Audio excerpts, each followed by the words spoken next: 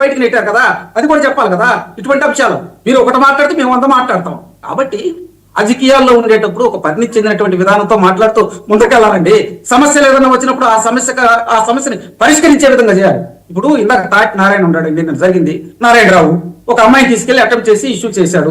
సభ్య సమాజం అటువంటి ఏదో యాక్సెప్ట్ చేయదండి. పైపెచ్చు కొంతమంది ఎవరు మాట్లాడుతున్నారు, అతను తెలుగుదేశం పార్టీ లీడర్ ఇంకో లీడర్ ఎవడైతే ఉండే లఫుట్ గారు తప్పు చేసినప్పుడు వాడిని శిక్షించాలి. కానీ వైకాపా పార్టీలో అండి 2019లో తాచేపల్లిలో ఒక చిన్న మైనార్టీ బాలిక మీద అత్యాచారం చేశారు సార్. చేస్తే అతని పేరు నరేందర్ రెడ్డి. వాడిని రక్షించడం కోసం చట్టాలు మార్చారండి. అతను అరెస్ట్ చేయలేదండి. 15 రోజుల తర్వాత మేము ఉద్యమం చేశాం. హోమ్ మినిస్టర్ గారు వచ్చి అతను రక్షించడానికి పడిన తిప్పలో ఆ రోజు సుచరిత గారు అతన్ని రక్షించడానికి నానా ఎత్తుగా లేశారు. ఇవన్నీ ఒకటి కాదండి.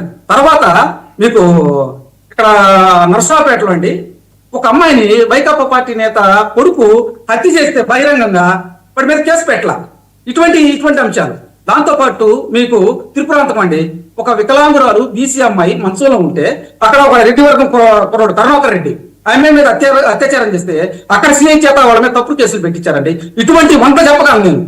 మీ అయ్యే కాదు, ఎన్సీఆర్బీ అని ఒకటి ఉంటుందండి, నేషనల్ క్రైమ్ రికార్డ్ బ్యూరో. వాళ్ళు కూడా దాదాపు 3000 మంది మీద అకృత్యాలు జరిగినాయి ఆంధ్రప్రదేశ్ లో గత 5 సంవత్సరాలు అని చెప్పి ఒక రిపోర్ట్ విడుదల చేశారు. దాన్ని పార్లమెంట్ లో కూడా చెప్పారు. ఇటువంటి అంశాలు ఉన్నాయి కదా.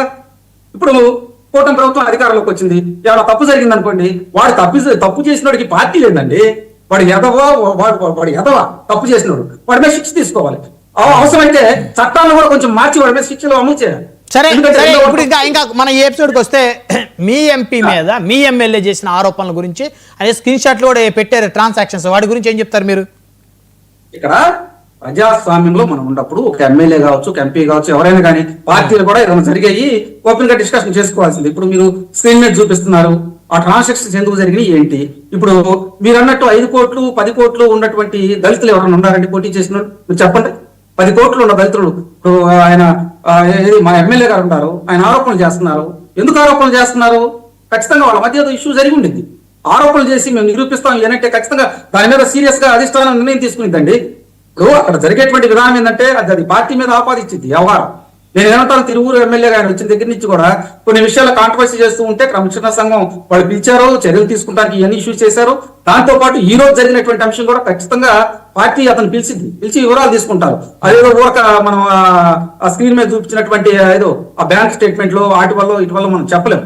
అక్కడ ఏం జరిగింది ఏంటనేది వివరాలు బయటకు వస్తాయి. దాంతో పాటు అక్కడ జరుగుతున్నటువంటి విధానాలు ఈ మధ్య కార్యకర్తల మధ్య నాయకుల మధ్య కొన్ని ఇష్యూలు వచ్చినప్పుడు కూడా మా క్రమశిక్షణ సంఘం వాళ్ళు చర్యలు తీసుకున్నారు. అతను పిలిచి మాట్లాడారు.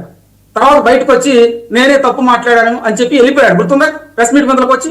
అంటే ఇటువంటి విషయాలు ఉంటాయి. ఇవన్నీ కూడా ఏంటంటే దీన్ని ఏదో ప్రతిపక్ష పార్టీలో తీసేసుకొని భూతత్వంలో చూసి సూర్యుని అడ్డం పెట్టి దాన్ని బొక్కేద్దాం కాలుద్దాం చూస్తూ ఉంటారు. ఇవన్నీ సహజమైన. కానీ ఇప్పుడు చర్చ నడుస్తుందంటే మీరు వైసీపీ ప్రభుత్వం అధికారంలో ఉన్నప్పుడు నర్సాపురం ఎంపీ గెలిచినటువంటి రఘురామకృష్ణరాజు గారు వైసీపీకి ఏ విధంగా కొరకరాని కొయ్యగా తయారయ్యారో ఇప్పుడు సేమ్ తెలుగుదేశం పార్టీలో కొలికిపూడి గారు ఆ స్థానాన్ని భర్తీ చేయబోతున్నారు అనేటువంటి ఒక చర్చ కూడా నడుస్తూ ఉంది.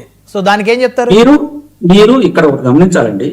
కొలికిపూడి శ్రీనివాసరావు గారికి తెలుగుదేశం పార్టీ ఒక లైఫ్ ఇచ్చింది వాస్తవంగా. ఎందుకంటే చర్చా వేదికల్లో వచ్చేవాళ్ళు, వాళ్ళు మాట్లాడేవాళ్ళు, వాళ్ళ తీరు మనం చూసాం. ఆయన కూడా వైకాపా పార్టీ మీద ధ్వజమెత్తేవాళ్ళు. ఎందుకంటే అమరావతిలో జరుగుతున్నటువంటి విషయాలు కావచ్చు, సామాజికంగా జరిగేటువంటి అంశాలు మాట్లాడేవాళ్ళు. కానీ ఇక్కడ జరుగుతున్నటువంటి విధానం ఏంటంటే ఎక్కడో మిస్అండర్స్టాండింగ్ ఉంది. దాన్ని మేము గతంలో కూడా ట్యూన్ చేసి పెట్టాం.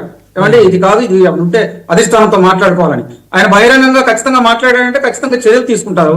కానీ ఇక్కడ కూటమి ప్రభుత్వంలో మీరు ఒకటి ఆలోచించాలండి. ఏ ఎమ్మెల్యే ఎవరైనా కానీ ఇష్యూ చేసినప్పుడు ఖచ్చితంగా వాళ్ళ మీద చర్యలు తీసుకోండి. ఒక ఎమ్మెల్యే మీద మరి ఒక మహిళను వేధించాడని ఆరోపణలు వస్తే సస్పెండ్ చేశాను, గుర్తుందా? ఈ రోజు కూడా సస్పెండ్ అయితే. కానీ నేను ఎందుకంటే పేర్లు ప్రస్తావించదలుచుకోవాలి. నేను ఎందుకు అంటున్నానంటే ఈ సెన్సిటివ్ ఇష్యూస్ ఎట్లా ఉంటాయంటే వైకాపా పార్టీలో మరి ఒక ఎమ్మెల్సీ దళితుని చంపేస్తే అతని మీద చర్యలు తీసుకోవాలా. దాంతో పాటు మీరు చాలా అంశాలు, మీరు పల్నాడులో ఒక ఎమ్మెల్యే గారు ఒక ఎస్టీ మహిళ మీద కారు పెట్టి గుద్దిచ్చి బీభత్సం చేశాడు, అతని మీద చర్యలు తీసుకోవాలా. అలాగే రాయలసీమలో జరిగినటువంటి విషయాలు కావచ్చు, అదేవిధంగా నెల్లూరులో జరిగినటువంటి విషయాలు కావచ్చు, ఇవన్నీ చూసుకున్నప్పుడు ఖచ్చితంగా ఆ రోజు వాళ్ళ యొక్క ఎమ్మెల్యేలని వాళ్ళ యొక్క పార్టీ నాయకుల్ని వాళ్ళే సపోర్ట్ చేశారండి. కానీ యా ఎవరైనా న్యాయంగా ఉండిద్దండి ఇక్కడ, అంతేగాని చర్యలు ఖచ్చితంగా తీసుకుంటారు. Right. తప్పు ఎవరు చేసినా గానీ వదిలే ప్రసక్తే లేదు. రైట్ 1 by 1 మాట్లాడదాం. అంటే మనతో కిరణ్ రాయల్ గారు